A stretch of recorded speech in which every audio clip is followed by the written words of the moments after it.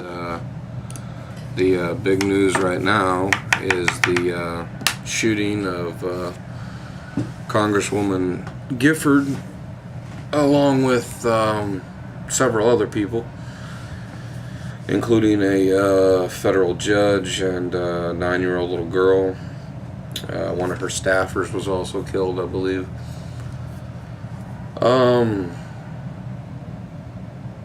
You know, the thing that stands out the most right off the bat with me on this is how unbelievable it is that they actually captured this guy alive. 9 times out of 10 when I hear a story a bit like this, I wonder, you know, how they made their escape and stole away to a corner in their mom's basement or whatever and blew their brains out. These guys usually don't survive these things. They usually take the coward's way out and kill themselves. But I guess this guy was subdued by some people, and they actually arrested him, and he's going to have to face the music for what he did, though I shudder to think of what kind of insanity plea he's going to try to cop. Who knows? But it's been ridiculous watching the commentary pour in from all over the place, guessing at the motives of this guy, what's to blame, what motivated him to go out and shoot people. Was he a member of some kind of political movement? Did he have something against the Congresswoman's politics? I mean, I think I see where this is headed. I mean, it's, you know, you don't have to be a genius to see that it looks like I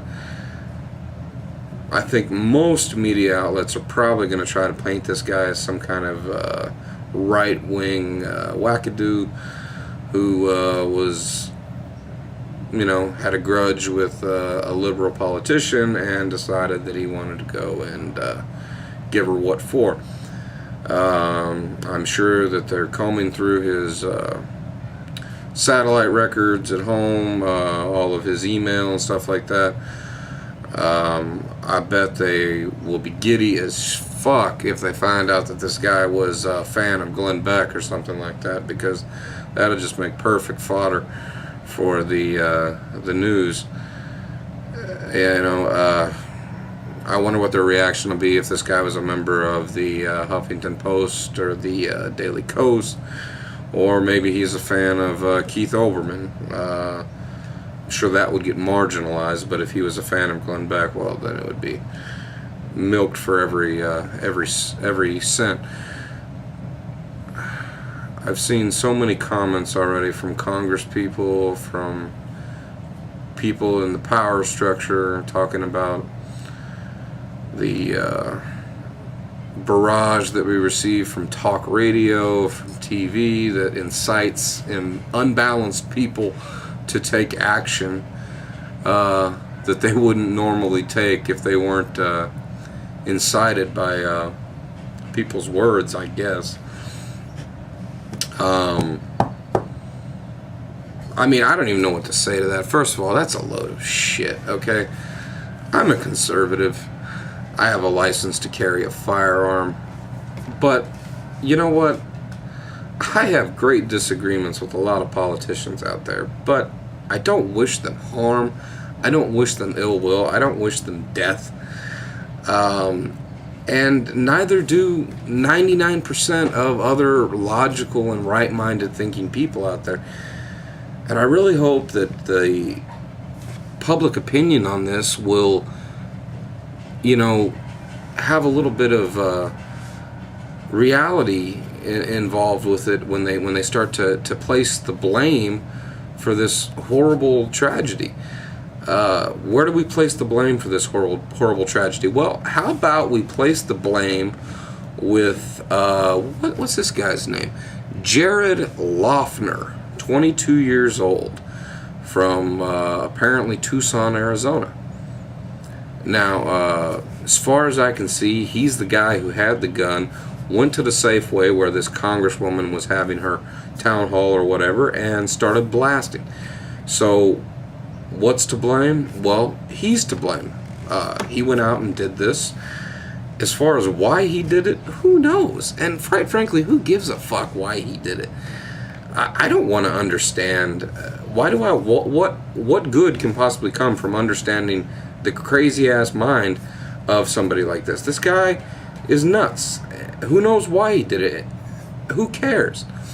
I can share a little story with you from my little corner of the world here in Wichita Falls, Texas, about, kind of ancient history. In fact, it was so long ago, it was almost a year ago, that right here in Wichita Falls received no national press. We had a guy locally who decided that one day, for no reason, he was going to go up to the Hastings, into the Hardback Cafe where everybody's sipping on their lattes and their frappuccinos or whatever, and reading books and talking with their friends. Walks in with a shotgun and starts blowing people away. Now, by a miracle, nobody at Hastings died. They were all just wounded. But then he jumps in his car, drives halfway across town to a local college bar called Toby's, where he walks in and shoots the doorman at point blank range. A 22-year-old guy, I think he was 22, something like that, had just gotten back from Iraq, had served his country honorably, gone through all that over there in a war zone, all that combat, only to be shot dead by some crazy asshole who comes in out of nowhere into the bar where he's working and kills him. This received no press, okay?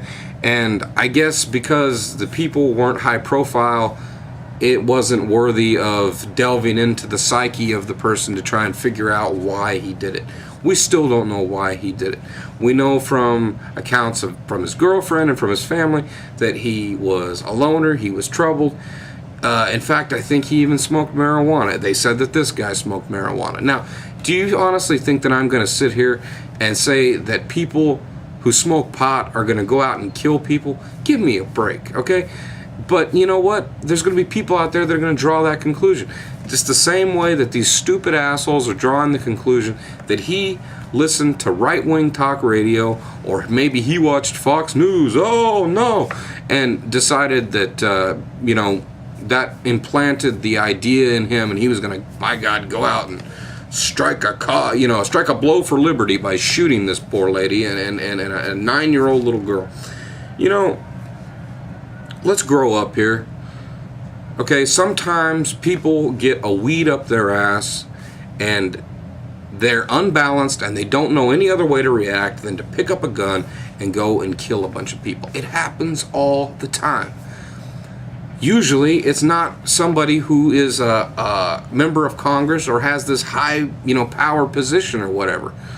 But it's only because it is this time that now it's going to receive all this scrutiny, and we're going to delve into his political leanings and all this and that, all that stupid bullshit. And when we're done, let's say we get the answers that we're looking for, it's not going to erase the fact that, these people have died, and this guy did it. It's not going to change anything. Okay? This is an isolated event. I doubt this is going to happen again anytime soon. If it starts happening once a week, well, okay, then I'll say that there's a problem. But it's not going to start happening once a week.